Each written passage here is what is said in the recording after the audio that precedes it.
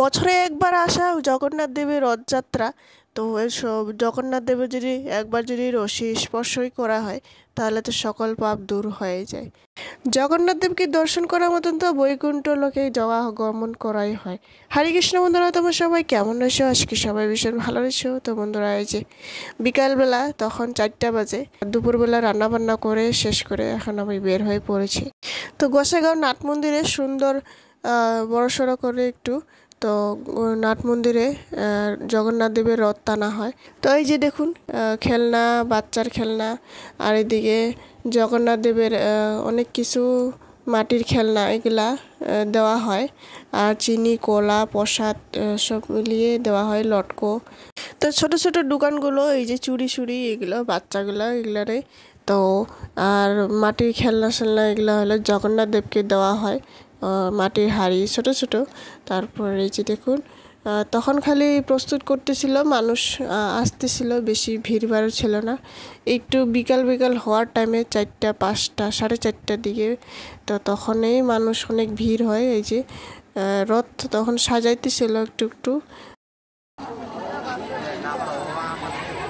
তো এই যে লটকো নেই একটু ভগবানের জন্য, লটকো, চিনি, কলা।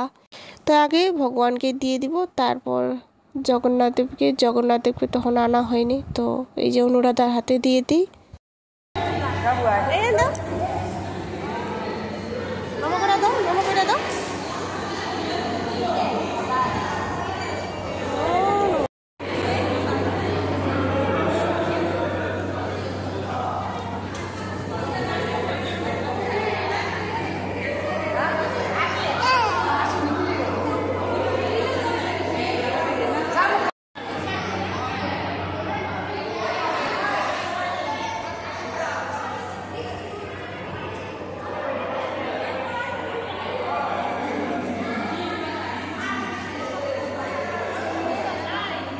তো ভগবানকে দর্শন করে নেওয়ার পর আমরা এই যে বাইরে এসে পড়ি। অনুরাধা এই যে ও কি কি নিতেছিল, ওরে কিনা দিয়ে দিই।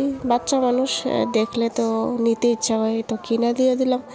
তো ওই যে অনেক খেলনা বস্তু বাচ্চাগুলা, পটি সটি এগুলাই বেশি, অনেক কিছু পূজার সামান। তো ওই যে জগন্নাথ দেবকে সুন্দর নিয়ে এসে সাজাইলো সুন্দর করে, এই যে দেখুন।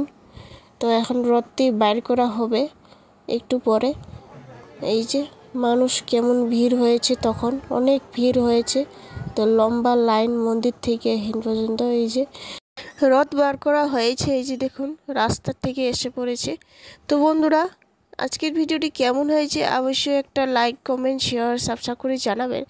আশা করি নেক্সট ভিডিও দেখাবো। আজকের জন্য টাটা, বাই বাই।